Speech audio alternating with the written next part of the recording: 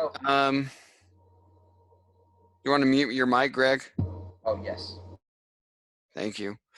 All right, so today we're just going to kind of go over the Math Learning Center apps, and then at the end we'll Charles has mentioned that he's going to show another website that, if we have time, that can also do some of these same things. So the Math Learning Center has some great features on there. I just kind of want to go through. So if you just go to the mathlearningscenter.com and then click on the apps. These are all the different apps that they have available. So we have a fractions app, we have a geoboard, a math clock app, math vocabulary, money pieces, number frames, number line, number pieces, and number rack and pattern shapes. For early elementary, the number frames is a great tool to use. It has a lot of, I'll just go ahead and open it. You'll notice that it has like a 10 frame that you could pull out and use with your students. Some other nice features that I like is it has you can change these shapes. There aren't a lot of options and a lot of colors, but you can kind of make it how you want it, so that we can change that. And you can drag these out by 5s and put them in there and add singles. Another nice thing about this is you have a pencil over here that you could write on, so you could change the color of the pencil and have the kids circle items. They could write the problem, 5 plus 2 equals, so how many items do I have all together? They can type in the answer as well. So 5. So I know on a Chromebook, it is a little bit harder to draw on, but there's just some items on there that are kind of nice that you could use. Another thing that you also could do is share this out. So I could create a problem. So I'm going to clear this. I just noticed that we had some kindergarten and first grade teachers on there. So you could create a task for your students to do. Maybe you're using 20 frames, but now adding in, let's say 10 butterflies and 5 fish, and you want the students to be able to write an equation or write a problem for this. And you need this activity because maybe you're using Seesaw. So you can go ahead and click on this share button, and you can copy the link and paste that link into Seesaw. Now, Seesaw has some tools already built in that you might be able to create something similar already in Seesaw without having to go to the Math Learning Center. So it's just kind of your preference of how you want to use it. I just wanted to show number frames just for those younger students or younger teachers. I'm going to go back to the number pieces. This is probably one of my favorite ones. It's basically your base 10 blocks, but you can use them for a lot of different things. You have basically a white canvas, so if you wanted to do a screen record, you could do that. And what Greg was talking about at the beginning, you can now do those screen recordings in Flipgrid if you are using Flipgrid. So the nice thing about the base 10 blocks is when you pull them out, if you're using hands-on manipulatives, you can't break those apart, but online we can break those apart by just clicking on this break pieces, and I can now move those base 10 blocks around if I need to. So kind of nice. I can also circle, just kind of drag. I hold my finger, I click and hold down and create a circle, and then I can put those back together as well. So the base 10 blocks are really nice. I can minimize or zoom in, so I can add some more if I wanted to. And just kind of go from there, create the problem, the task. Again, with that sharing feature, you can create the problem for the students and share this out. I'm going to go through just kind of how I would set this up with my class and how I can get that in Google Classroom. So I'm going to just kind of walk you through that. So in Google, I'm going to go to my Google Drive. And in Google Drive, I just created a folder called Math Templates. So I'm just going to go to New, and I'm going to go down to Google Drive or Google Slides. Instead of creating a new Google slide, I'm going to click on this little arrow there, and I'm going to click from a template. We created a math template that we've been using in the Nebo School District. So here's our Nebo School District templates. There's already a couple on there. Down below, we have this math template slide that I'm going to use. So I just click on that one, and it will load. And this is what it looks like. I'm going to close the themes over there. It basically, you could set this up two ways. You could have this as a collaborative slide where you want all of your students working on the same Google slide, or you could set this up as some practice problems that you want your students to complete and turn in. So here is what the template looks like. Basically, insert a screenshot. The kids could put their name on it. So again, if you're using Google Classroom and you're creating maybe 10 problems that you want them to do, you would set this up a little bit differently and maybe just have the kids type in their name right there. But if you're using this as a collaborative slide, it makes it nice to kind of go down there and the kids can put in their name so you know whose work you're seeing and so forth. So here's how I would set it up. I have my math template. I'm going to go back to the Math Learning Center, and I'm going to create this task for them. Now, the reason why I'm pulling out the blocks for them is maybe maybe this is a division problem, and I want them to do 112 divided by 4. Well, that's 122. So I'm going to go ahead and delete. So I want 112 divided by 4. So I'm going to create the task. I'm going to add in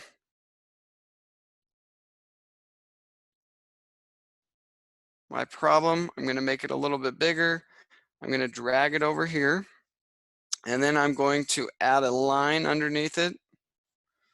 So a straight line. That way it gives the kids an idea of where you want them to complete the task. So 112 divided by 4. I already pulled out the blocks for them because in this task, I don't necessarily need them to pull out the task or the blocks because I'm not really focused on that. That's not my learning objective, is to have them pull out the blocks. So if I can already have it pre-made, already created for them, now I can go and get the shareable link.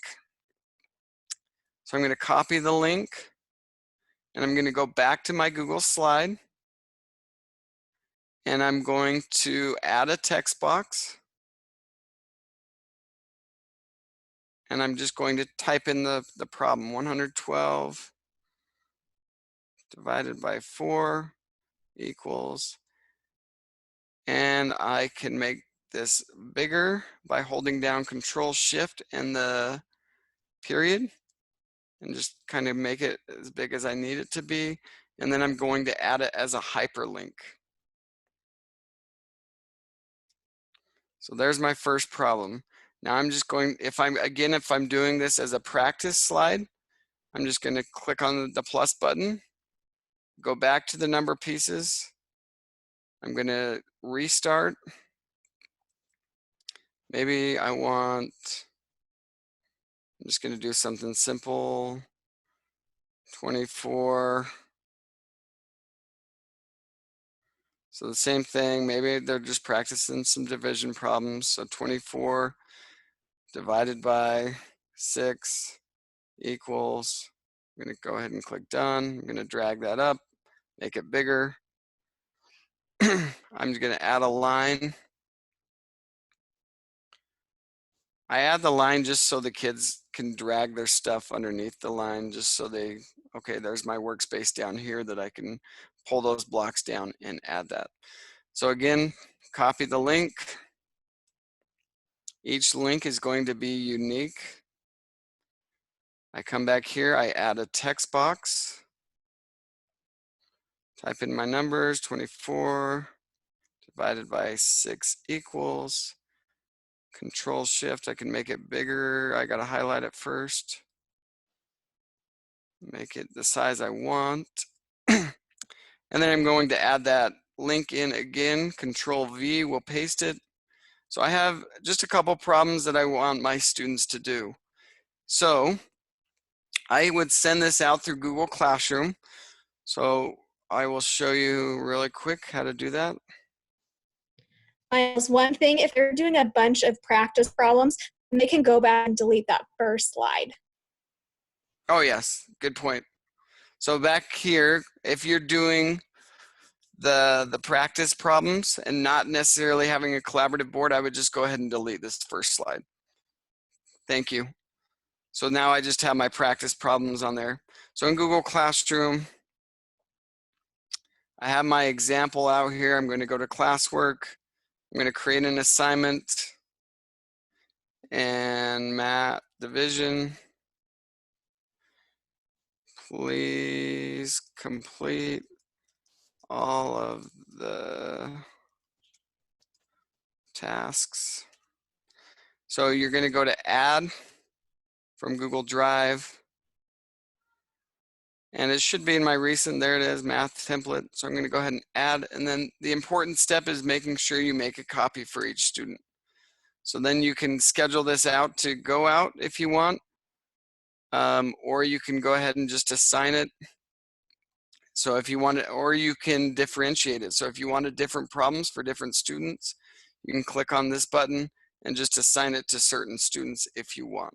So a lot of options in Google Classroom. So I'm going to go ahead and just assign that. So then if I'm a student now, I come to my work or my template.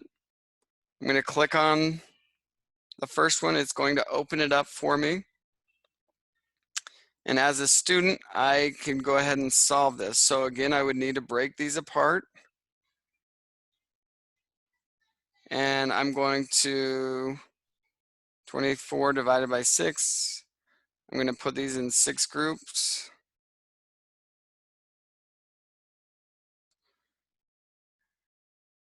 You kind of get the idea of what the students would do. They can even use the tool and circle them. Okay, so I have 6 groups.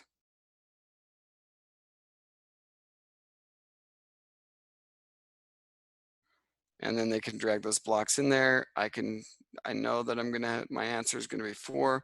So as your students solve this, they're gonna go ahead and click on that share button. And instead of copying the image or copying the link, they're gonna copy the image.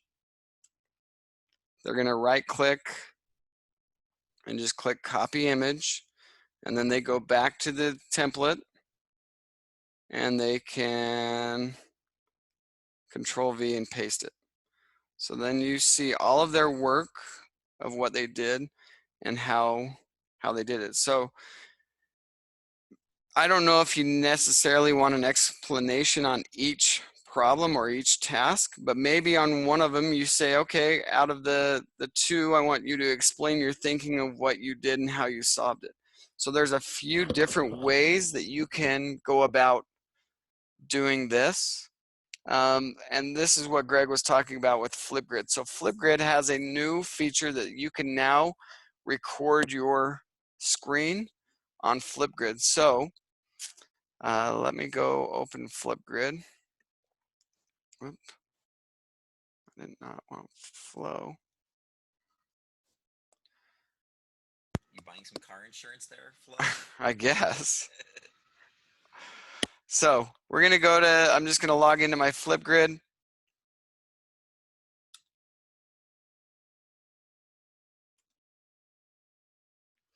And I already have a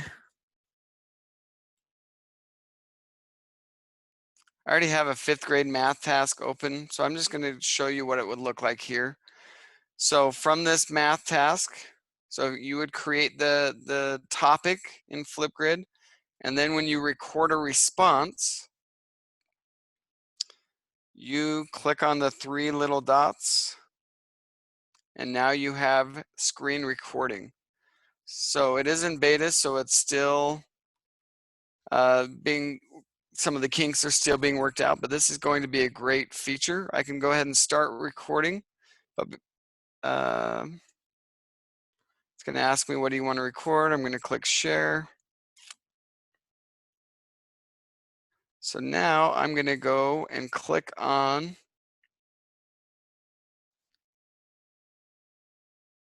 this piece right here. And in Flipgrid, I am now recording this. Now, if you noticed in Flipgrid 2, it will have your little picture back there. So you can kind of see the students as they talk about, hey, this is how I solved the problem. This is what I want to see, and so on. I can go ahead and stop sharing when I'm done. Whoops. There you go. So I can also trim this. So if you notice at the first, it had this capture, all that stuff. Oops. I'm in Flipgrid still. So I'm going to trim. I'm going to trim all that part, and I'm going to trim kind of the end and just confirm. And that way I have just the part that I need. I can click next, add my selfie and all that stuff. So that's a great option for kids to record their thinking, especially if you're doing this as an exploratory task, and you have lots of kids solving the problem in different ways. So that's how I would use the math template. Now, on the number pieces or on some of the Math Learning Center apps, not all of them have this free sharing button. Only 4 of them do right now. So the 4 that have it are the number line, the number pieces, the number rack, and the number frames. So if you're using the fraction one, there's some workarounds that we can get into, but I really like the fraction. It's an easy way for kids to kind of show. You can customize your parts. You can fill them. So if you're doing some comparative, or let's compare 4/5 to 3/4. Which one's bigger? How do you know? That type of stuff. Great ideas to do that. Now, again, you notice there's no sharing feature there. They do still have some of the same tools, the drawing and the text tool. You have labels, so it'll label it for you. You can duplicate it by just clicking the duplicate button. So if you wanted to compare 4/5 to a different, maybe you want to compare to 3/5, that type of stuff. So you can create in this. Now, Katie's going to show you, once you have all this created, how do you get that back to our master template? So how do you get that image if we don't have that share button and we can't copy the image? How do we get that back here using a screenshot? So Katie, will you go ahead and show us how to do that? Yes. Let me stop sharing my screen.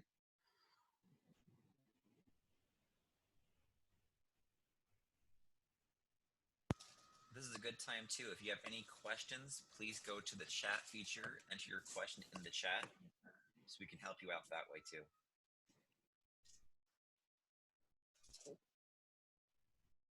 Have you stopped sharing yours yet? I still see it. I stopped sharing, so you should be able to share now.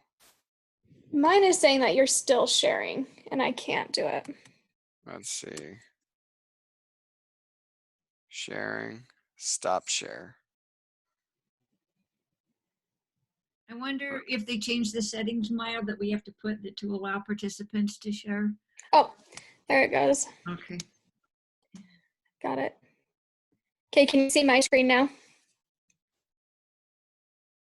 Yes. Okay, so let me just quickly put out a couple fractions. Oops. So another way a teacher did, she also had her kids make equivalent fractions, and she had them do it on a piece of paper, and she assigned them different fractions to find equivalent pieces. So this was hers from her class. So she gave them each different starting fraction, and they had to find equivalent fractions, and then they checked to make sure they were equivalent in this program. And there's not that copy image. So she had them screenshot using a shortcut or an extension. And the extension is this Alice Keeler Quick Share Screenshot. And so after the kids install this extension, they click on it. They can either take a full screenshot or a partial screenshot. So let's say we do a partial screenshot. My cursor kind of turns to like a plus. I go up to the top left, and then I can click and drag. And then it's copying, or it's uploading that image to my Google Drive. And then when I'm in here, I can insert an image from my Google Drive, and I'll open it up on the right.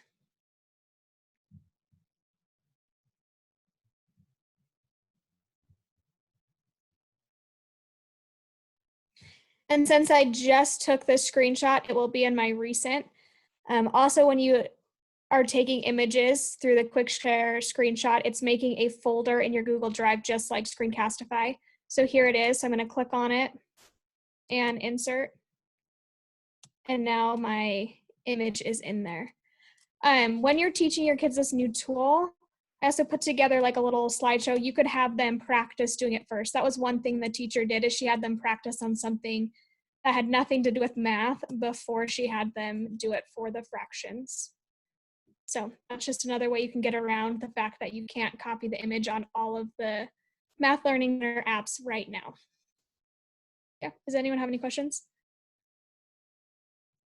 So you are going to share this quick share screenshot tutorial, this Google slide deck that you're showing with teachers, correct?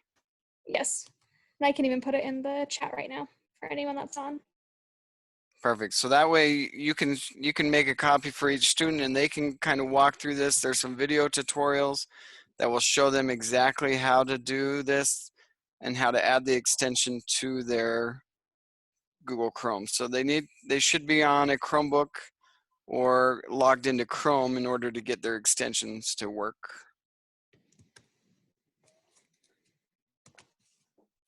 A couple other things I just wanted to share real quick. And then Charles, I'll let you kind of show them Toy Theater a little bit. We're gonna just go back to the math. Oh, whoops. Here. So again, there are some great things on here. I love the math clock one. I love the money pieces. These are great tools to use. However, at home it's a little bit more difficult, but I love that students could be able to show their money. You pull out some different coins. I'm gonna make this, is there a zoom? Maybe there isn't a zoom on this one. Anyway, pull out some. You can hide it. So if you're doing a live lesson through Google Meet or something, you could share your screen, hide it. Okay, how much money is this? That type of stuff. So there are some good tools, free apps. They work with iPads as well, so you can download the iPad. You could create your own little video tutorial in Flipgrid or Screencastify or some of these other tools that are free right now, and have your students practice this or practice using digital math manipulatives. Charles, do you want to go ahead and show them Toy Theater? Yeah. Yep, I can do that. Okay. I will switch over. And here we go. Let me know when you can see my screen. I can see it. Okay, cool. So I'm going to come in and I'll copy this link and throw it in the chat before I get started. Maybe not. But this is Toy Theater. This is great. I know we have some younger grade teachers in here. This one is a little more cute, a lot of color, you'll notice, which is awesome. Marble jar, there are some more fraction strips. I do like the clock a little bit better on Math Learning Center, but one that was some teachers were asking for just this past week was dice. So I'm going to show you dice here for a second. And so I can choose how many dice I want. So I went 3. I can choose how many sided, a 4-sided, a traditional 6. I've already throw those, and then boom, there you go. They're not falling on the floor. They don't get vacuumed up. Roll again. I can keep track of whatever I'm doing there.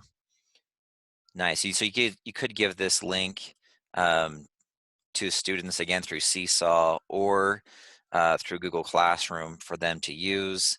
There's pattern blocks. There's some new ones here, place value charts, number lines. I love their little, their counters are really good. 10 frames are awesome. One thing I really like, again, they're bear counters for super lower grades. That's why we have a first grade teacher. Look how cute these are. I mean, these are adorable, right?